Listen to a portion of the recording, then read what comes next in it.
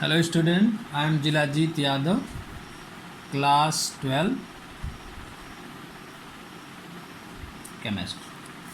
Today our topic is properties of colloidal solution.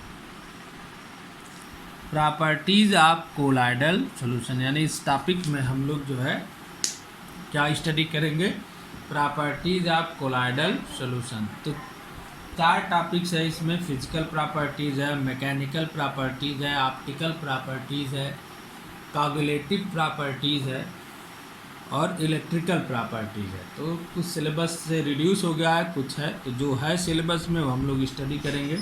तो number 1 physical properties. Physical properties में number 1 इसका heterogeneous character.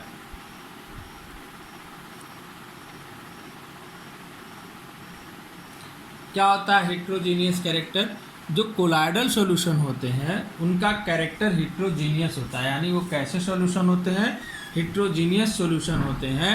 क्यों heterogeneous solution होते हैं? क्योंकि इनमें 2 अलग अलग फेज होते हैं, एक डिस्पर्स्ड फेज होता है, एक डिस्पर्सन मीडियम होता है। एक क्या होता है? डिस्पर्स्ड फेज होता है और एक डिस्पर्सन मीडियम होता है। तो हम जानते हैं हेट्रोजीनियस क्या होता है। हेट्रोजीनियस होता ही है वह सॉल्यूशन हेट्रोजीनियस कहा जाता है, या उस मिक्सचर को हेट्रोजीनियस मिक्सचर बोलते हैं जिसमें 2 डिफरेंट फेज हों, कम से कम 2 फेज ऐसे हों जो एक दूसरे से डिफरेंट हों। तो जो कोलाइडल सॉल्यूशन होता है वह हेट्रोजीनियस होता है। और कैरेक्टर में कैसा होता है? हेट्रोजीनियस होता है। क्यों हेट्रोजीनियस होता है? क्योंकि इसके 2 फेज होते हैं, डिस्पर्स फेज और डिस्पर्सन मीडियम। लेकिन होता क्या है कि जब हम इसे नेक्ड आई से देखते हैं तो हमको होमोजीनियस लगता है। जैसे हम ग्लू को देखें, जिलेटिन को देखें, तो हमको क्या लगता है? ग्लूकोज को देखें, स्टार्च को देखें, तो ऐसा लगता है इनका सॉल्यूशन जैसे सिंपली देखने से लगता है कि ये क्या है? होमोजीनियस है। ग्लू को देखने से लगता है जैसे होमोजीनियस है। क्यों होमोजीनियस लगता है? जब हम नेक्ड आई से इनको देखते हैं तो होमोजीनियस लगते हैं due to small particle in size. इनके जो पार्टिकल होते हैं वो साइज में क्या होते हैं? बहुत ही स्मॉल होते हैं, और स्मॉल होने के कारण ये हमको कैसे दिखते हैं? होमोजीनियस। कैसे दिखते हैं? होमोजीनियस। लेकिन जब इनको इलेक्ट्रॉन माइक्रोस्कोप से देखा गया तो इसके 2 फेज दिखाई दिए जो एक दूसरे से बिल्कुल डिफरेंट थे, एक डिस्पर्स फेज और एक डिस्पर्सन मीडियम। इसलिए यह कैसा कैरेक्टर रखता है? हेट्रोजीनियस कैरेक्टर रखता है। समझ में आया? हेट्रोजीनियस कैरेक्टर क्यों रखता है कोलाइडल सॉल्यूशन? क्योंकि यह the colloidal solutions are heterogeneous in nature consisting of 2 phases, disperse phase and dispersion medium. यानी यह डिस्पर्स फेज और डिस्पर्सन मीडियम के कारण हेट्रोजीनियस होता है। लेकिन जब हम इन्हें नेक्ड आई से देखते हैं तो ये हमको कैसे दिखाई देते हैं? होमोजीनियस। कैसे दिखाई देते हैं? होमोजीनियस। लेकिन जब इलेक्ट्रॉन माइक्रोस्कोप से इसकी स्टडी की गई तो देखा गया यह कैसे हैं? हेट्रोजीनियस है। कैसे हैं? हेट्रोजीनियस है। सेकेंड टॉपिक है इसकी stable in nature. Colloidal solution जो होते हैं वो क्वाइट स्टेबल होते हैं। क्या होते हैं? क्वाइट स्टेबल होते हैं। क्यों होते हैं? There particles in A state of motion and do not settle down. इनके जो पार्टिकल होते हैं कोलाइडल सॉल्यूशन के पार्टिकल, वो क्या होते हैं? हमेशा मोशन करते रहते हैं। क्या करते रहते हैं? मोशन करते रहते हैं। तो मोशन करने के कारण वह नीचे नहीं, सेटल डाउन का मतलब होता है नीचे बैठ जाना।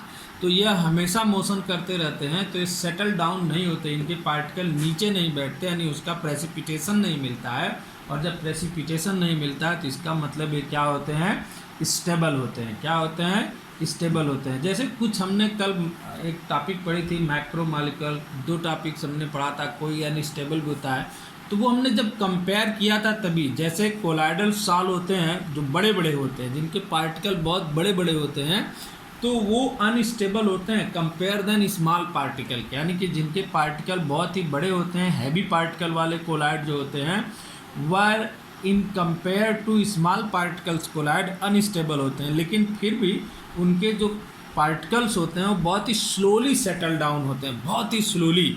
इसलिए उनकी भी स्टेबिलिटी जो है सॉल्यूशन के कंपेयर देन, जो प्रेसिपिटेशन होता है उसके कंपेयर देन अधिक होती है। तो इसलिए ये क्या होते हैं?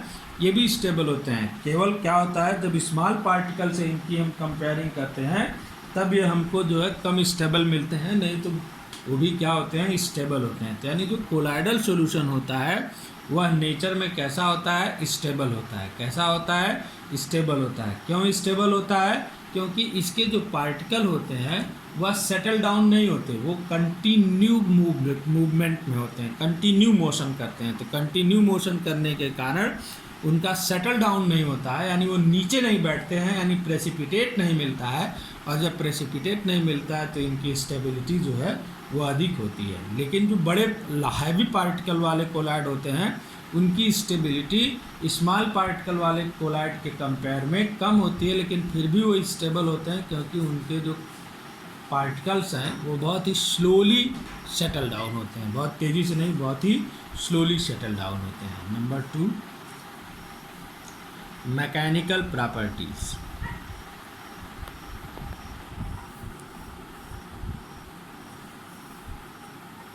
मैकेनिकल प्रॉपर्टीज में ब्राउनियन मोशन, हम क्या स्टडी करेंगे, ब्राउनियन मूवमेंट। तो एग्ज़ाम में डायरेक्ट ब्राउनियन मूवमेंट के नाम से भी पूछ सकता है या मैकेनिकल प्रॉपर्टीज के नाम से भी पूछ सकता है। तो ब्राउनियन मूवमेंट क्या होती है, एक साइंटिस्ट था जिसका नाम था रॉबर्ट ब्राउन।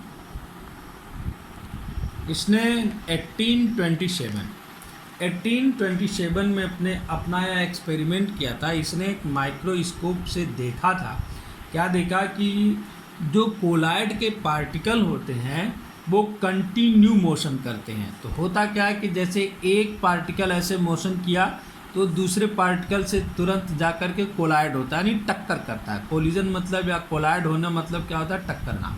तो इसको जाकर के कोलिजन करता है, इससे टक्कर मारता है, तो ये फिर दूसरे को टक्कर मारता है, कोलिजन करता है। इस तरीके से जो इसके पार्टिकल हैं उसने देखा था कि ये जिग जैग मोशन कर रहे हैं। कैसा मोशन कर रहे हैं, जिग जैग मोशन कर रहे हैं, यानी ये सेटल डाउन नहीं हो रहे हैं बल्कि कंटिन्यू जिग जैग मोशन कर रहे हैं। जैसे ही एक स्टॉप होता है तो दूसरा क्या करने लगता था, इसी प्रॉपर्टी को शुरू कर देता था। तो इसको क्या बोला गया, जिग जैग मोशन को रॉबर्ट ब्राउन के नाम पर ही इसको नाम दिया गया ब्राउनियन मोशन। क्या नाम दिया गया, ब्राउनियन मोशन। क्या हुआ, रॉबर्ट ब्राउन ने क्या देखा, when colloidal solution are viewed through a powerful ultra microscope the colloidal particles are seen to be in a state of continuous zigzag motion. This type of motion is called Brownian movement after the name of its discoverer Robert Brown in 1827. जो Robert brown था इसने इसकी discovery कब की थी, 1827 में,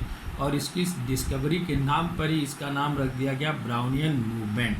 the Brownian motion is independent of the nature of the colloid. जो Brownian movement होती है वह कोलाइड के नेचर पर डिपेंड नहीं करती है, और यह डिपेंड करती है उसकी साइज पर। इस पर डिपेंड करती है, साइज पर और उसकी विस्कोसिटी पर। जो सॉल्यूशन होता है उसकी विस्कोसिटी पर। विस्कोसिटी सभी लोग जो है फिजिक्स में पढ़े होंगे। जो ब्राउनियन मोशन है वह कोलाइड के नेचर पर नहीं डिपेंड करती है, लेकिन किस पर डिपेंड करती है, उसकी साइज और विस्कोसिटी ऑफ सॉल्यूशन है, और सॉल्यूशन के विस्कोसिटी पर, यानी कोलाइडल सॉल्यूशन की साइज पर और जो सॉल्यूशन होता है उसकी विस्कोसिटी पर डिपेंड करती है ब्राउनियन मूवमेंट। जैसे जैसे smaller the size and lesser the viscosity faster is the motion. जैसे जैसे इसकी साइज क्या होती जाएगी, छोटी होती जाएगी, यानी जो छोटे पार्टिकल होते हैं उनकी विस्कोसिटी बहुत ही कम होती है, और विस्कोसिटी लेसर होने के कारण उनका मोशन क्या होता है, बहुत ही फास्टर होता है। क्या होता है, बहुत ही फास्टर होता है। जैसे हम यहाँ पर देखें तो ये पार्टिकल हमारा कुछ इस तरीके का मोशन उसने देखा था, ऐसे।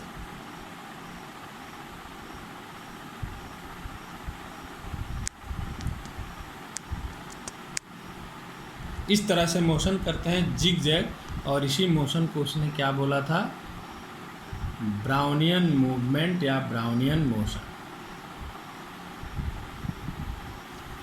इस वीडियो में हमने देखा, क्या देखा, प्रॉपर्टीज़ ऑफ कोलाइडल सॉल्यूशन। इसमें हमने पहली टॉपिक पढ़ी फिजिकल प्रॉपर्टी। फिजिकल प्रॉपर्टीज़ में हमने फिजिकल प्रॉपर्टीज़, इसका मतलब होता है कि वो कैसा उसका नेचर और कैरेक्टर है जो हमारा सॉल्यूशन है। तो इसमें दो टॉपिक हमने पढ़ा। पहला क्या था, हिट्रोजीनियस कैरेक्टर।